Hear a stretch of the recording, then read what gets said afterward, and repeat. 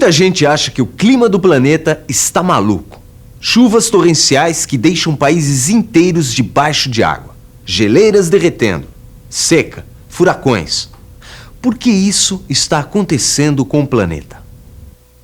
Está esquentando o mundo. A natureza, ela reclama, né? Ela pede de volta o que é dela. Acho que com abusos e abusos de anos e anos e anos, a natureza agora está respondendo. O próprio homem está fazendo que o clima mude. O tema do programa de hoje é mudanças climáticas. Você já deve ter ouvido falar em aquecimento global, no efeito estufa, em buraco na camada de ozônio, no El Niño.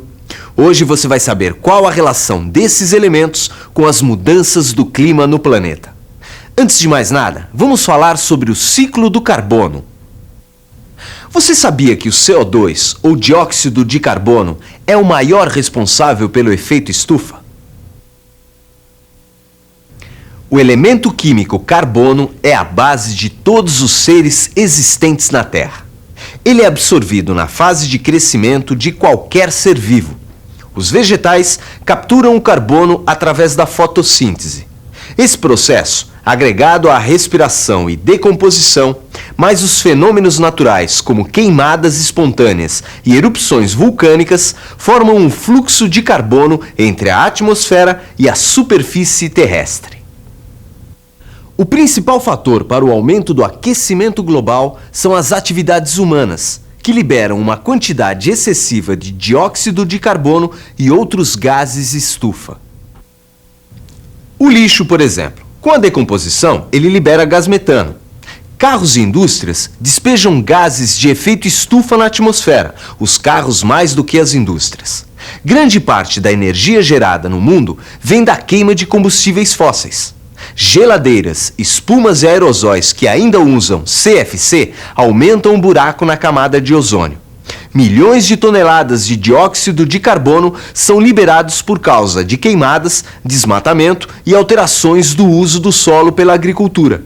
A opção de adotar um modelo econômico baseado no uso de combustível fóssil faz com que as concentrações de gás carbônico e de gases de efeito estufa na atmosfera não parem de crescer. Agora alguém poderia me perguntar, mas e o buraco na camada de ozônio, o que tem a ver com esse processo? Cuidado com a confusão. Aquecimento global é uma coisa e buraco na camada de ozônio é outra coisa. Para deixar bem claro, como o próprio nome diz, o aquecimento global envolve a elevação da temperatura da Terra. É o chamado efeito estufa, que faz parte dos processos naturais do planeta. Por causa dele, a Terra não é gelada. A queima de combustíveis fósseis e a destruição de florestas, por exemplo, aumentam a emissão dos chamados gases estufa. Com o aumento do nível desses gases na atmosfera, a Terra encontra uma barreira que a impede de devolver para o espaço parte da energia solar que recebe. É isso. Como ficamos com mais energia do que conseguimos devolver, o planeta acaba esquentando mais. Já o buraco na camada de ozônio é um fenômeno bem diferente. A camada de ozônio é uma espécie de escudo que fica nas partes superiores da estratosfera, a 40 mil metros da superfície da Terra. Essa camada funciona como uma barreira que reduz a incidência de raios ultravioletas sobre o solo. A destruição, que é mais grave nos polos, faz com que a Terra receba esses raios em excesso. Isso provoca maior incidência de câncer de pele e catarata. As produções agrícola e pesqueira também podem ser afetadas. Agora que ficou clara essa diferença, vamos saber melhor o que acontece com o mundo por causa desse aquecimento. A temperatura global aumentou cerca de 0,6 graus Celsius no século XX. Projeções mostram que, mantido o nível atual de gases de efeito estufa, a temperatura média global pode se com o mundo por causa desse aquecimento. A temperatura global aumentou cerca de 0,6 graus Celsius no século XX. Projeções mostram que, mantido o nível atual de gases de efeito estufa, a temperatura média global poderá aumentar entre 1,5 e 5,8 graus Celsius nos próximos 100 anos. Isso acabaria provocando também a elevação do nível dos oceanos em até 90 centímetros. As consequências desse aumento de temperatura são visíveis. derretimento de geleiras, aquecimento dos mares, secas prolongadas, diminuição da cobertura vegetal, enchentes, furacões, ciclones, tempestades de raios. Olha, muitas vezes quem leva o crédito por todas essas mudanças é o El Niño.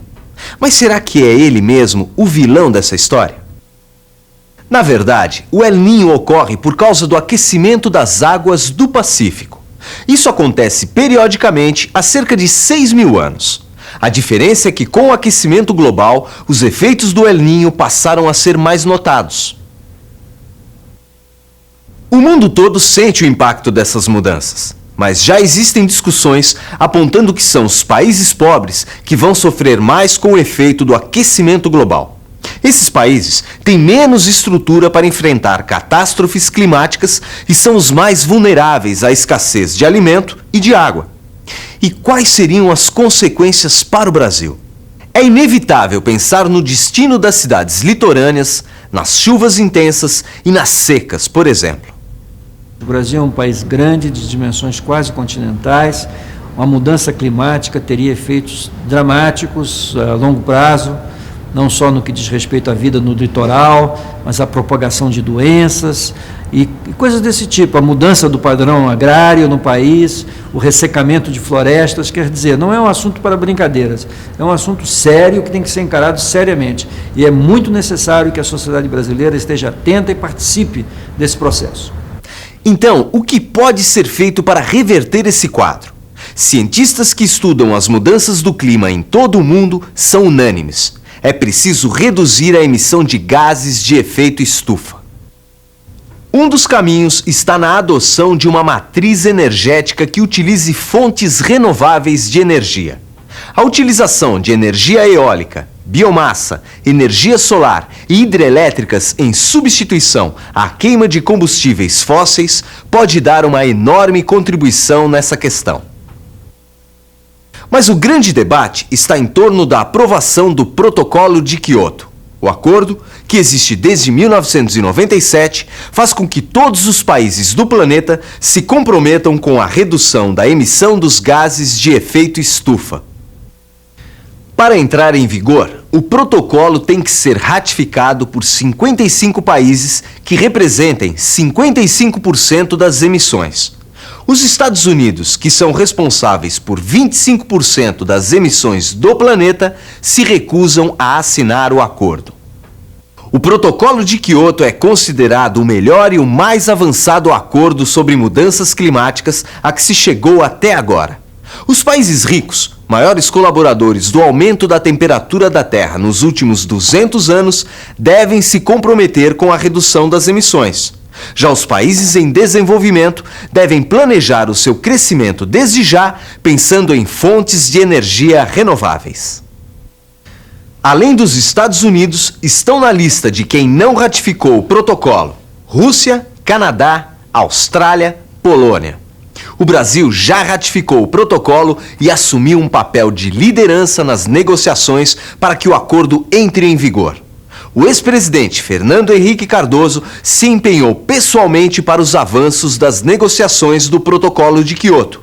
Criou o Fórum Brasileiro de Mudanças Climáticas para abrir o debate sobre esse tema com toda a sociedade brasileira.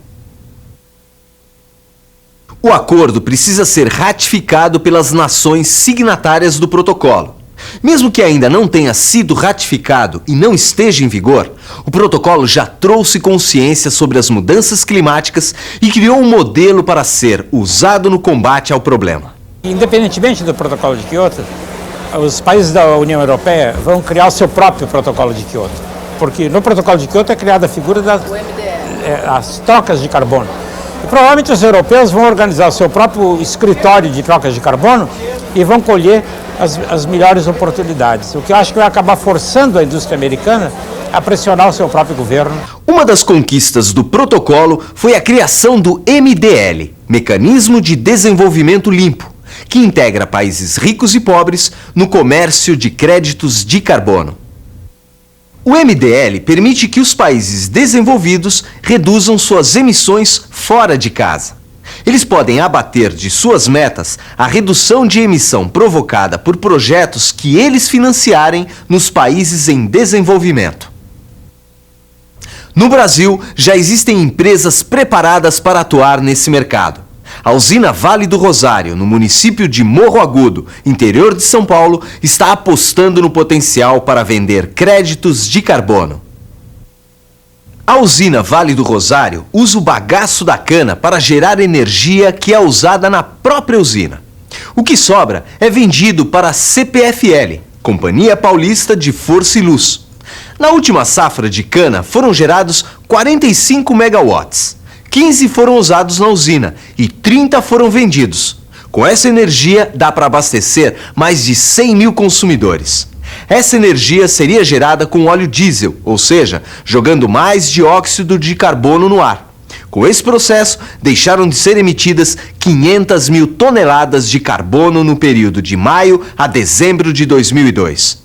A torcida agora é pela ratificação do Protocolo de Quioto para que as empresas estrangeiras que já demonstraram interesse pelo projeto comecem a comprar seus créditos. Tem um projeto aí para vender 550 mil toneladas métricas de dióxido de carbono. É um projeto de cogeração a partir do bagaço de cana, de geração de energia elétrica. A gente, vamos dizer, se baseou nos procedimentos que o protocolo vem apontando como necessário você fazer. Você teria que ter o aval do Executive Board das Nações Unidas, do quadro das Nações Unidas para as Mudanças Climáticas, que hoje, vamos dizer, ainda aguarda a ratificação a nível mundial do protocolo de Quioto. Depois disso, a gente oficializa o crédito de carbono. A questão das mudanças climáticas é global. Portanto, deve-se buscar soluções conjuntas. Ao mesmo tempo, se cada nação incentivar o uso de energias renováveis e o mercado de carbono, o planeta inteiro vai lucrar. A nós, cidadãos, cabe ficar atentos, participar de discussões e pressionar os governos para que atuem com responsabilidade, comprometidos com o futuro do planeta.